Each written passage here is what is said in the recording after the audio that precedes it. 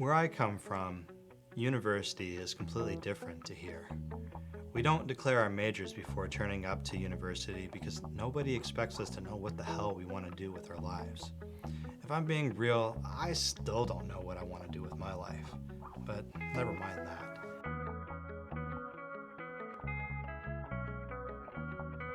In the US, students take what is called a lot of general education requirements. These are classes that build foundations of skill and knowledge that allow students to develop confidence in what they do later. In my first semester as an undergrad, I took a course called Consolidated Calculus with a professor named Victor Moll. He was one of the best teachers I have ever had. I didn't go on to study much more math, but I did learn 3 valuable lessons from his class. Lesson number 1, learn the basics. If you learn the basics and work to master them, then you build the required foundation upon which you can build further skills and knowledge. If you don't master the basics, then all you have is a house of cards that will come tumbling down with the slightest breeze. In this class, the basics in terms of skills are written and oral communication. In terms of knowledge, they are criminological theory. Lesson number 2 from Victor Moll was learning is a process. You can't proceed until you complete the prior step. If you cheat the process, then you cheat yourself. The process takes time, and everyone is a little different. There isn't an easy button that makes it go significantly faster, but sometimes you can do things that help you learn more efficiently according to your learning style. The process is about doing each step until you know how it works before moving on to the next one. Lesson number 3 was, once you learn the basics and establish a good learning process for yourself, then you can tackle harder problems. Sometimes we have to keep practicing tasks that seem beneath us because we haven't quite mastered them yet. That's okay. We can't define problems and solve them without mastering those basics. Once we have them licked, then we level up. And that feels great. Sometimes we feel overwhelmed with everything that we have to do. I get that. I make lots of lists to remember what I need to do, but I've got a pro tip for you. It's dumb to make lists with final outcomes. That's like me telling you that I want you to look fabulous today. Yeah, okay, you look fabulous. But let's think about the process. You don't just snap your fingers and look fabulous, right? Think about what you did to get ready this morning. You got up, you got out of bed, you went to the shower, but before you got into the shower, you took off your clothes. You turned on the water, you bathed, you dried yourself up, you put on lotion so your skin isn't ashy, you put your clothes on, you did your hair, you brushed your teeth, and maybe you did a few other things too. Whatever you did, it's a process. Everything is a process, and those tasks, they take practice. We take getting ready to go out for granted because we don't remember being little and being terrible at brushing our teeth. But we learned, and we practiced a lot through our lives. And now that whole process is second nature. Remember that a goal I have for you is to improve your written and spoken communication. Just like getting ready in the morning, writing is a process. You need to practice it. Before we talk about writing, I want you to consider different kinds of communication for a moment. First, think about a conversation that you have with somebody in real life. You have 3 sources of information. You have the words that they say, how they said those words, and their body language when they are saying those words. I call this kind of communication bidirectional and 3-dimensional. There are 2 of you, bidirectional, and you both have access to 3 sources of information when you're communicating. Then you think about having a conversation on the phone. Now that's a little different. You're in a bilateral and 2-dimensional communication arrangement. You only have someone's words and the tone of their voice. If they have physical tells regarding about how they feel that might contradict their information, you can't see them. Yet, you can usually tell when people are joking, mad, sarcastic, serious, or sad. Next, think about having some correspondence with letters. Maybe you haven't done this. Shit, I'm old. Okay, let's think about texting, folks. In those messages, all you have are the words on the screen. You can no longer rely on the voice and body language cues to help understand whether someone is joking or not. Maybe emoticons help, but they're not as effective in terms of communicating intention as tone of voice or body language are. Okay, so far I've been talking about bi-directional communication. That is something which is like a conversation. It has a certain set of rules and considerations. If you get confused, you can easily clarify by asking a question. If you make a mistake, you can easily fix that by offering a correction. If you make a joke that doesn't land, then you can run away and hide in shame. But I want you to consider unidirectional communication. Again, let's think of three mediums. First, consider video, like this one, or a movie. Again, there are three dimensions. We have a lot of information that helps us make sense of what we are hearing. The visuals of video help you put the audio story together.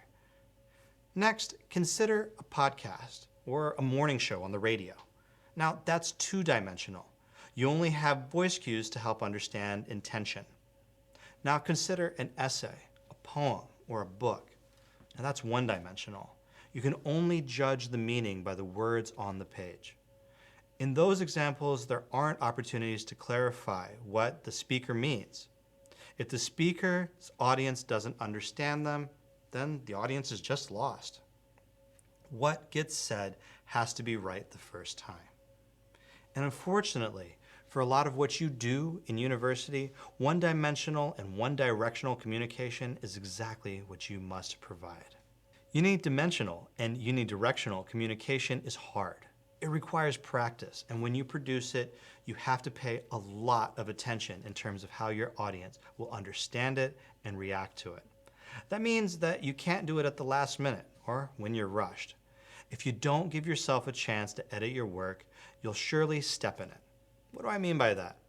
Nobody likes dog shit on their shoe, and nobody likes reading it either. Let me take a minute to help you understand your audience, the folks who are grading your assessments. We can only give you credit for what is on the page. If we can't understand it or have to guess what you mean, you have a problem. Something that you might not think about, but that is true for all of your classes, is that your tutors have extremely limited time to grade your assessments.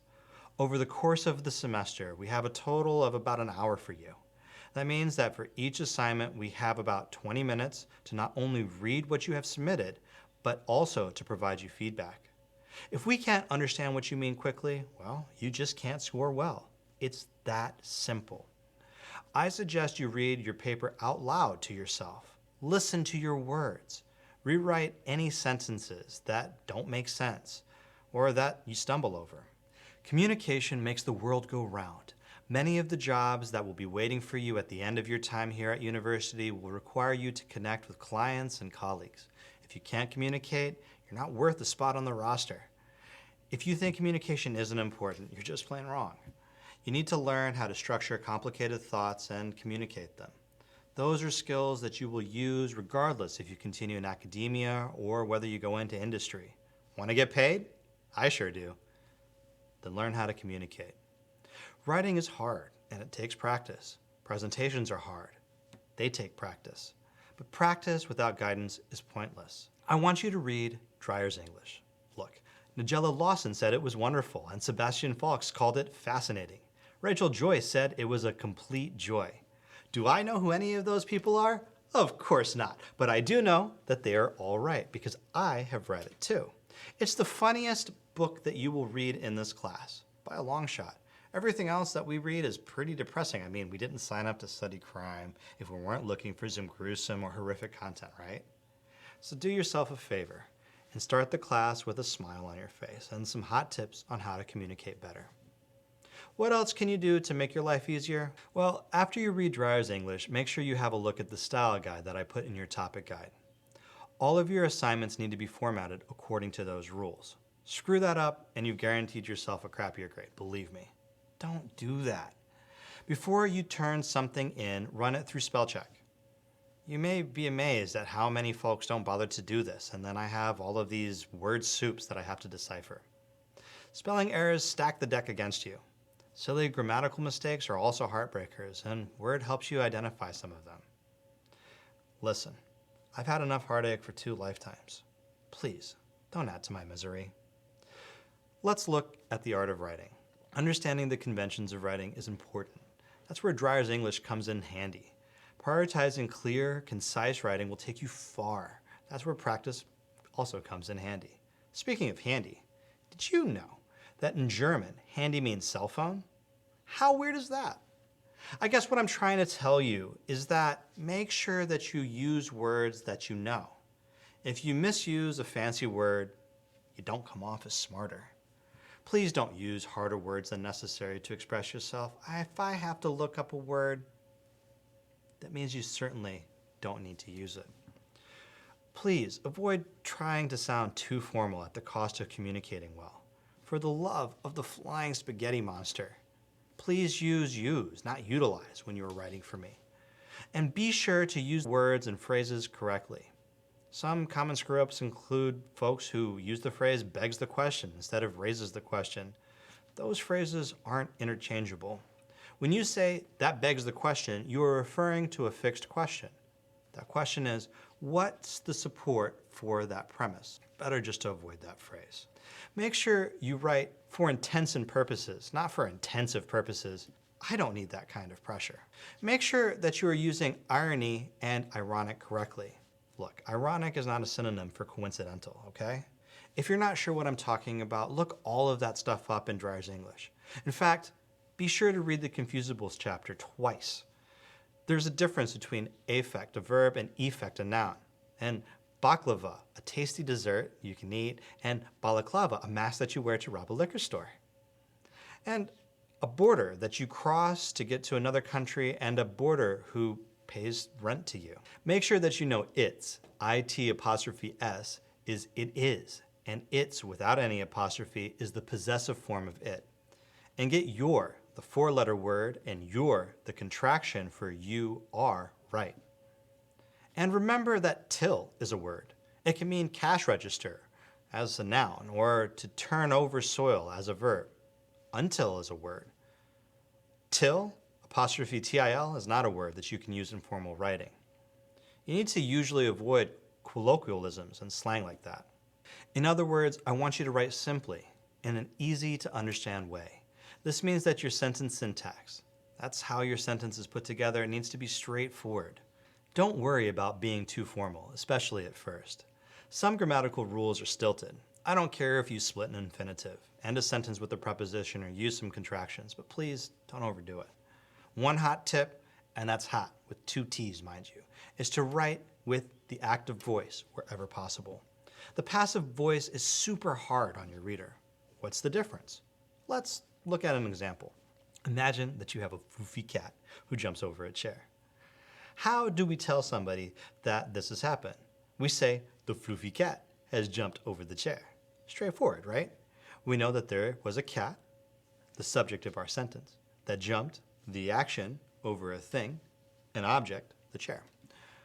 Our imaginations reconstruct this beautiful image of that raging ball of floof in flight over the chair. That's the active voice. Now, let's have a look at the passive voice. The chair was jumped over by the floofy cat. Come on. What kind of melodramatic garbage is that? The chair was jumped over by the cat? You broke my brain.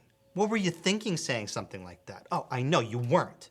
And you know what folks do all the damn time with the passive voice? They forget the subject. They say stuff like the chair was jumped over. Who jumped over the chair, my dude? Was it a floofball of joy, the love of my life, or was it an Australian jumping spider, which strikes fear into my heart and makes me want to bathe with bleach? Avoid the passive voice. It's harmful. You know what a sweet tip is to test a sentence for the passive voice? If you can append your sentence with the phrase, by zombies, and it makes sense, it's a passive sentence. Let's check that out. It was determined that the law was unlawful by zombies. Oh my God! Kill me now. That's a passive sentence. The Supreme Court determined that the law was unlawful by zombies. Oh, that doesn't make sense. We're good to go. When we write with the active voice, we make sure that our subjects are clear. Don't let your reader guess about who you are talking about. If you do, we're guessing zombies. If you write an essay about zombies, you're not going to pass this class, which is about criminology. What are some other writing tips to keep in mind? Don't try to put too much in a paragraph. We'll talk about that later. Don't start your sentences with pronouns. He, she, it. Most of the time, especially with what you were writing about in this class, reminding your reader who or what you're talking about is a good move. Also, make sure your verbs agree with your subjects and are conjugated correctly. I done been had not give no dams is fine for a rap song, but not an essay. Please, don't write for the sake of filling up space. Because it's not socially acceptable to curb stomp people who do this, I'll just mark you down severely. Nobody likes filler. Imagine just how ticked off you get when you open a big box of candy and inside it's like 20% candy and 80% plastic. What a rip. What is some filler that you can get rid of today? How about deleting the following words from your writing? Very, rather, really, quite, in fact, just, as in only, pretty, as in very, and actually. Kill them all. Be ruthless. Cut them out of what you write. It will make what you have to say more forceful. Let's talk about punctuation. Holy cow, this is such an important thing that novice writers, yeah, that's you, generally stink at. Punctuation helps us understand so much. I'm going to ask you to use the series comma. Some folks call this the Oxford comma. Have a look at how the series comma changes meaning. With the series comma, you might say that we invited the nice ladies, JFK and Stalin, and you've got at least 4 people in the room having a nice party. Without it, you might say that we invited the nice ladies, JFK and Stalin, and you've only got 2 people, and that's not really enough for a party. So yeah, it makes a difference. Also, have a look at how apostrophes work. Don't use apostrophes to pluralize a word. That's just not how it works. You look silly if you do. Do use apostrophes to pluralize letters, such as in the phrase, please mind your P's and Q's. Okay, you're almost never going to use that phrase in this class, but you do need to use apostrophes to indicate possessive relationships. That'll happen frequently in this class. There's a lot in terms of what you need to know to make sure that you present your writing well. Like I said, read Dreyer's English for a great starting point. But if you have a question that isn't answered there, ask your question on the class message board, or use resources like Grammar Girl, which are available for free online. They're super helpful. Okay, now we have our first task to prepare before your tutorial. If you're an online student, this task is due on Friday of week 1. One of the most important skills you need to develop is that of taking notes. You should be taking notes on the lectures, these videos, and your readings. Note taking helps you remember what you were learning. It also helps you save time later when you need to go back and check something out that you have forgotten. It's totally fine to share your notes with your peers. I did this all the time when I was a student. That's normal. It's not cheating. It helps to see what other folks think is important. There are a lot of different strategies in terms of taking notes. In the topic guide, there is a link to a resource that helps you take notes on what you read. And I've given you another link that helps you take notes on what you need to listen to. Read them.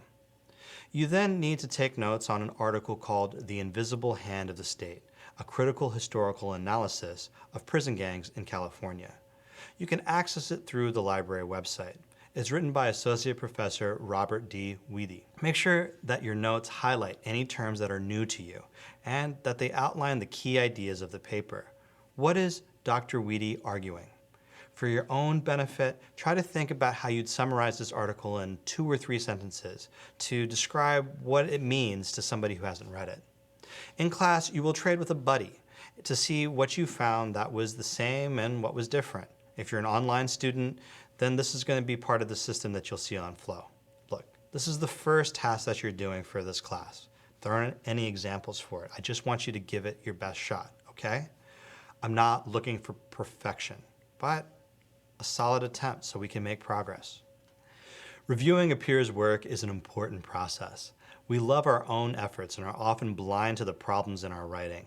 When you grade your peer, use the peer feedback rubric on Flow to guide your review. A good peer review provides suggestions on how to improve, such as pointing out mistakes in terms of following the style guide, providing suggested edits to difficult sentences, especially to simplify expression. Remember, be firm, but fair. Say what confused you, what you found difficult to understand, what could be improved, and how it might be improved. Please don't be a jerk. For this first task, you should especially focus on whether your peer identified the key ideas of the reading and adequately defined all of the new terms. So let's recap. Familiarize yourself with Dreyer's English. Get comfortable with writing conventions and start thinking about what good writing looks like. Read about common mistakes and make a commitment to yourself to avoid making them. Get started with your task for next week's tutorial. If you're an online student, it's due on Friday. If you're a face-to-face student, it's due when you walk into that door. Okay, with that said, it's time to get reading.